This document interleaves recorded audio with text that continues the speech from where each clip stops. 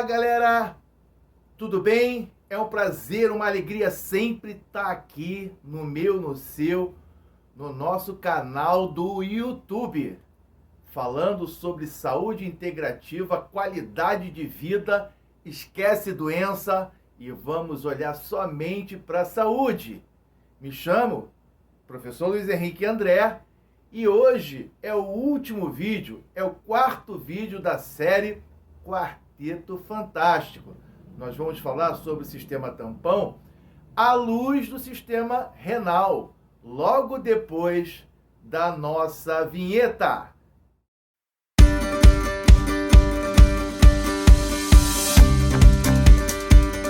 Bom, gente, antes de eu falar do sistema renal, é muito importante que você saiba que o efeito Bohr, efeito Haldane, que o sistema tampão, o sistema ventilatório e o sistema renal, eles vão estartar ao mesmo tempo.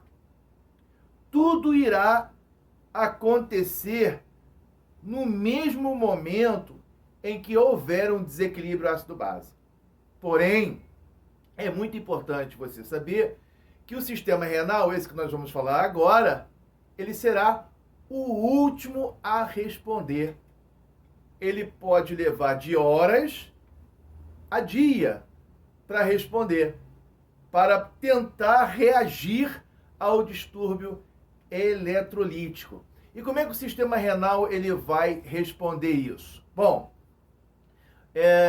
nós temos transporte de membranas dentro do sistema renal que irá ter o seguinte comportamento: ou ele vai excretar base, bicarbonato, ou o íon hidrogênio, um próton hidrogênio, ele vai excretar, ele vai eliminar, e aí você vai ter uma urina mais base ou uma urina mais ácida, e ela é exatamente assim: se você tem uma acidose de distúrbio metabólico ou de distúrbio respiratório, o rim ele vai responder, porque daqui a pouco nós vamos falar lá de novo da fórmula de Henderson. Ela vai sempre estar agindo ali. E se você tiver uma alcalose, você vai ter uma resposta onde essa urina vai estar mais base, mais alcálica, onde você vai ter mais presença dos íons bicarbonatos. Bom, levado a esse raciocínio, né? Então eu vou ter uma resposta de transportadores de membrana. Bom, se eu tiver também um distúrbio de desequilíbrio ácido-base, você pode ter o bicarbonato lavado pelo sistema renal. Ele vai fazer esse equilíbrio. E isso vai nos garantir exatamente a questão do equilíbrio entre bicarbonato e hidrogênio, a fórmula de Henderson. Essa que está aqui, ó, do seu lado. Você tem a formação através do gás carbônico e da água no ácido, né? Você tem H2CO3, ácido carbônico, e ele vai fazer a dissociação. Ele pode fazer uma lavada desse bicarbonato, ou ele vai eliminar o bicarbonato num processo de alcalose e reter o íon hidrogênio para aumentar a quantidade desse pH no plasma, ou ele faz o inverso. Ele elimina o hidrogênio sobre um pH muito ácido e retém o bicarbonato. Isso é a nossa primeira situação de compensação renal. A outra situação é a regeneração do bicarbonato. Na regeneração do bicarbonato, você vai ter duas vias. Ou a via metabólica da glutamina, que vai agir, né, tentando equilibrar esse pH, ou então você vai ter a regulação do íon hidrogênio, né, do próprio sistema tampão. Ele vai utilizar o sistema tampão, porque porque didaticamente nós separamos essas questões, mas, como eu disse no início do nosso vídeo de hoje, ele vai ser simultâneo. Então, o sistema tampão através do hidrogênio pode fazer um processo de regeneração do bicarbonato no processo de equilíbrio ácido-base. A outra situação é exatamente o transporte de hidrogênio.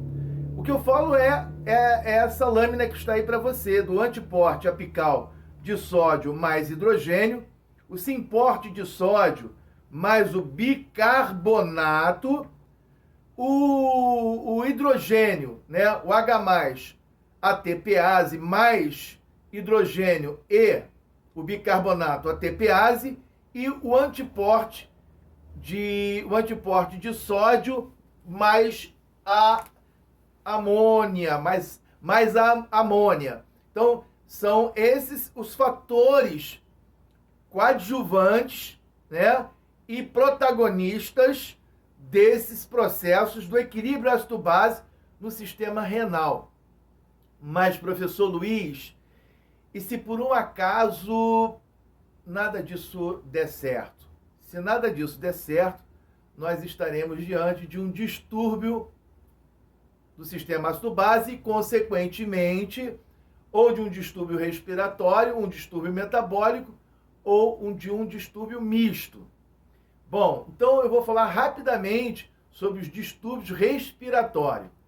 Quando eu tenho um aumento do PCO2 ou a diminuição da PCO2. E vamos então iniciar falando da diminuição da PCO2. Todas as vezes que eu tiver a diminuição da PCO2, eu vou ter como consequência, né, uma alcalose respiratória. Luiz, quais são as causas? Intoxicações, de uma forma geral, febre, infecções, emoções, pode acontecer isso, dor severa no corpo todo, né? Encefalite, hiperestimulação do centro ventilatório bulbar, a ventilação mecânica invasiva, lesão do sistema nervoso central, serão são as causas mais comuns, né, da diminuição do CO2. E como é que o nosso organismo ele vai reagir sobre isso? Percebam essa lâmina aí. Da forma em que o nosso organismo irá reagir, a forma de compensação, ela vai ser uma compensação renal. Eu vou ter um aumento, da excreção do bicarbonato, vou ter uma diminuição, ou seja, vai diminuir a quantidade de bicarbonato no nosso organismo, né? Fazendo com que a diminuição desse bicarbonato, efetivamente, ela compense esse pH, que já está com pH muito alto, né, pela alcalose respiratória, ou então nós vamos ter a retenção do próton hidrogênio para compensar também, né, tudo lá na fórmula da equação de Harrison, para equilibrar o nosso pH, que nós chamamos de pH compensado. Mas, Luiz, esse CO2 decolou. Agora nós estamos diante de uma acidose respiratória. Quais são as consequências da acidose respiratória? Dá uma olhadinha aí no nosso slide. Então, quando nós temos, né, o aumento do PCO2, nós chamamos de acidose respiratória, pode ser por total depressão do sistema nervoso central, né? As drogas, de um modo geral, álcool, sedativo, trauma de tórax, como por exemplo pneumotórax, hidrotórax, né, que são lesões do tórax, tumores do crânio, DPOC, né, o DPOC também tem essa questão do CO2 alto, a obesidade, né, aonde essa obesidade faz com que haja compressão do nosso diafragma e faça com que esse paciente ventile mal e retenha CO2. E qual é a nossa, Luiz, qual é a nossa compensação? A nossa compensação é exatamente o aumento, renal, né? O sistema renal, ele vai travar, ele vai reabsorver bicarbonato. Lembra daquele momento em que eu falei do bicarbonato lavado, aonde ele vai cumprir dois caminhos, que é o sistema tampão, ou então a glutamina, ele vai agir em cima disso, né? Um dos fatores renais seria na acidose ou a eliminação do próprio hidrogênio. Essas são as descompensações respiratórias. E as descompensações metabólicas, Luiz? Aí eu já não vou mais falar de CO2. Esquece CO2, vamos passar lá um paninho no cérebro, esquece o CO2 e agora vamos falar do bicarbonato. O aumento do bicarbonato na nossa corrente sanguínea no plasma irá gerar o que eu chamo de alcalose metabólica. E quais são as causas, Luiz, da alcalose metabólica? Vejam aí no nosso quadrinho, que eu estou deixando aí para vocês, as consequências, né, da alcalose metabólica. Então, todas as vezes que eu tiver uma alcalose metabólica, pode ser por vômitos, injeção de antiácidos, que vai fazer com que haja o aumento excessivo do bicarbonato.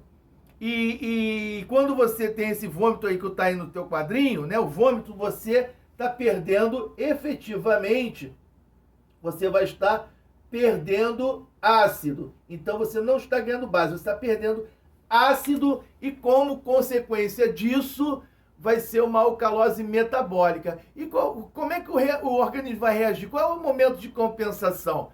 Ela vai ser respiratória e renal. Olha que legal. Na parte respiratória, se eu tenho uma alcalose metabólica, para que eu possa trazer esse pH para baixo, né? Porque eu tenho um pH muito alto, acima de 7,45, tenho que trazer ele para baixo. Então, o centro ventilatório, através dos vasos e dos quimiorreceptores, irão promover uma diminuição da frequência respiratória e da profundidade ventilatória. Não é só a frequência ventilatória ou a frequência respiratória que irá diminuir. A profundidade da ventilação também irá, consequentemente, diminuir. Você não vai ter aquela ventilação tão profunda assim, aquele volume corrente tão eficaz assim, para compensar, para reter o CO2 e compensar o pH. E qual será a compensação renal? A compensação renal, diante de uma alcalose metabólica, será exatamente a eliminação do íon bicarbonato ou a retenção do próton e hidrogênio, ou irá acontecer os dois. Eu vou ter a eliminação do bicarbonato e vou ter a retenção do próton e hidrogênio para tentar compensar essa alcalose metabólica. E se eu tiver, Luiz, um bicarbonato muito baixo, eu vou estar diante de uma acidose metabólica. E quais são as consequências? Vejam aí no nosso quadrinho. Quais são as consequências, né, da acidose metabólica? Eu posso ter, né, o paciente com bypass, síndrome do intestino curto, né? Eu posso ter a cetoacidose da diabetes, eu posso ter jejum prolongado, diarreia, a insuficiência renal, né? A insuficiência renal pode fazer com que eu tenha um distúrbio metabólico. O HIV, paciente com HIV também pode ter uma acidose metabólica, uma infecção, sepsemia, uma infecção generalizada também pode me levar, um distúrbio eletrolítico pode me levar a esses distúrbios, né, metabólicos, me conduzindo a uma acidose metabólica. E qual vai ser a resposta? também ventilatória e também renal. Na acidose metabólica, a resposta ventilatória ela vai estar ligada a dois comportamentos. O aumento da frequência ventilatória, para lavar CO2 cada vez mais, e promover uma alcalose respiratória paradoxal à acidose metabólica, e o aumento da profundidade ventilatória. Então, além dessa frequência ventilatória, ela aumentar o seu ritmo, o número de cursões por minuto, eu também vou aumentar o volume corrente. E qual será a resposta renal, desde que esse paciente não tenha uma insuficiência renal? Eliminação do íon hidrogênio. Fechamos, então, a nossa quarta aula do nosso quarteto fantástico, e percebam uma coisa. Percebam que não é só aprender gasometria naquele esqueminha de seta para cima, seta para baixo, e o que é acidose, o que é alcalose. Existe um contexto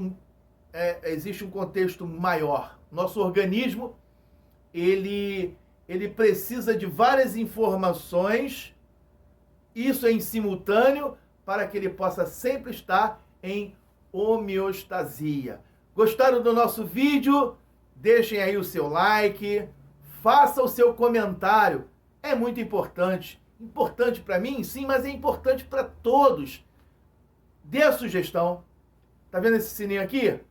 Toque nele, para que você possa estar recebendo novos vídeos. E se inscreva, não no meu, no nosso canal aqui do YouTube.